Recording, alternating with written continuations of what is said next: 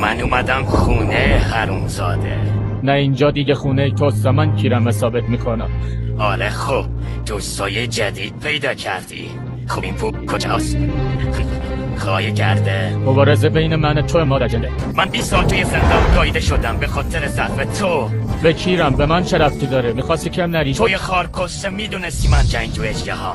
از اولم قبول داشتی، ولی وقتی اون عقبه مادستگی پیر تخم رو مخالفت کرد تو چی کار کردی؟ ها؟ تو چه گوی خوردی؟ هیچی مالستن. چرا نمیفهمی؟ تو تخم رو قرار نبود جنگ تو اجدها بشه. قرار نبود؟ کدوم مادر جدی به من میگفت مثل سگ تمرین کن؟ چی خار منو سر تمرینا میگایی؟ چی به من گفت انقدر جمع مزنی مادر قهوه ها؟ بگو کی؟